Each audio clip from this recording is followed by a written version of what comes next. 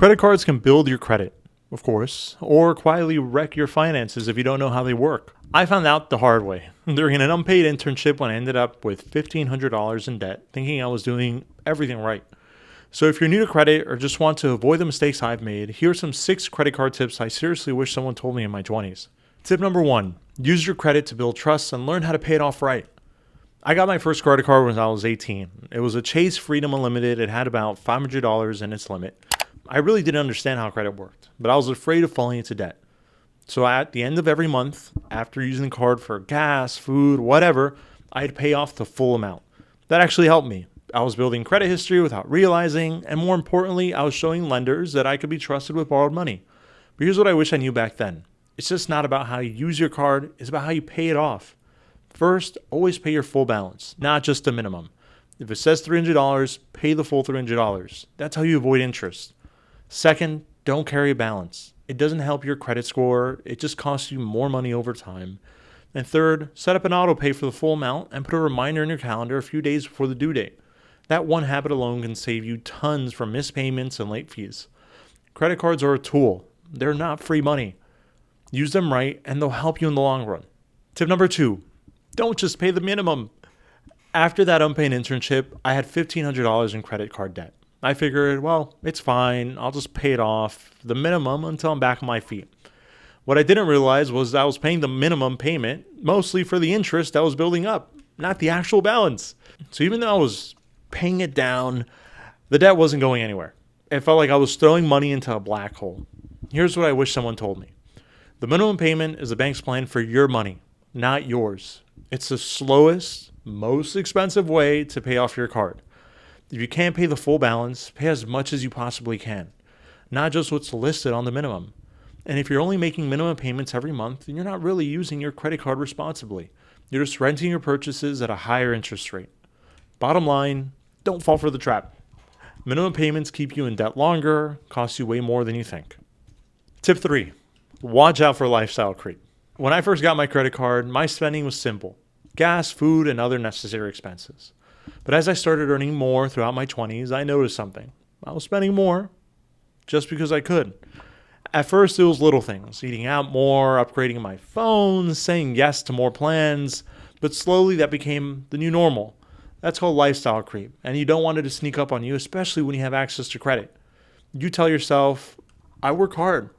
I can afford this. But what you're really doing is stretching your budget to the edge, or sometimes way beyond that. But here's the truth. A raise doesn't mean you need to raise your expenses. If you're not careful, you'll start using your credit card to maintain a lifestyle you think you can afford, but you're actually just financing it with debt. My advice: use extra income to pay down your card, save more, or build some breathing room, because more money won't fix bad habits. It'll just make them more expensive. Tip 4, make your credit card work for you. Most people use credit cards to buy stuff, of course, naturally, but if you're responsible, you can actually make money off your credit card. Credit cards offer rewards like 1% to 5% cash back on points, miles, which is basically a small discount every time you swipe. When I first got into credit card rewards, I'd redeem everything as cash back. And hey, it felt good. Free money. What I didn't know was that there are smarter ways to use these points. If your card lets you transfer points between travel partners like airlines or hotels, you can often get a way better value. Instead of $50 in cash back, that same amount of points might get you $150 worth in a flight. But here's the key. Credit cards rewards only are worth it if you pay your entire balance out every single month. Because the interest you pay on the balance, it'll cancel out any cash back or points you've earned every single time. A 3% reward doesn't mean you're going to be making much if you're paying 20% in interest. So yes, take advantage of rewards, but don't spend extra just to earn points. It's only a win if you're not paying interest and spending naturally. Tip 5, know what affects your credit score. When I first started using my credit card, I knew it was important to build my credit score, but I had no idea what that meant, if it was going up or down, and credit score can feel super confusing. I think feels like on purpose sometimes. So here's a quick breakdown of what really matters. Payment history is 35%. Usually it's the biggest factor. Pay on time, every time. Credit utilization, 30%. This is how much is available on your credit card and credit as a whole that you're using. Try to stay under 30%. The lower the better. The third thing is length of the credit history, which is usually about 15%. The longer you've had a credit, the better. That's why it's smart to keep your first card open, even if you don't use it much. The fourth is credit mix. Having a mix of credit types like a card and a loan can help, but it's not a reason to be opening accounts. You don't need. 5, new credit inquiries, 10%.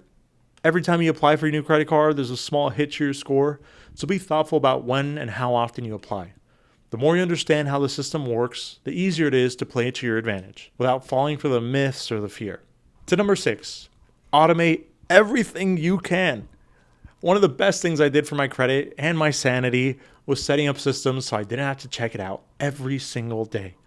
I set up an auto pay to cover the full statement balance every month, no missed payments, no late fees, no surprises, and added calendar reminders a few days before the due date, just to double check to make sure my balance was right and make sure everything looked good.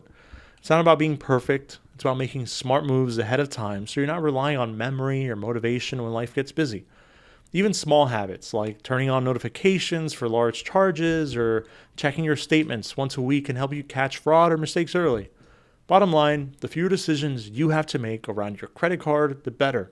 Set it, schedule it, and let the system work for you. Because good credit doesn't require stress. It just requires consistency. Credit cards aren't evil, but they are misunderstood and mishandled. And if you're not taught how to use them, they can turn into really expensive lessons. I hope these 6 tips helped avoid making mistakes that I've made, or at least give you confidence in how to manage your credit moving forward. If this was helpful, let me know in the comments. Drop your own I wish I knew sooner moment, and feel free to subscribe. And thanks for watching, and I'll see you on the next one.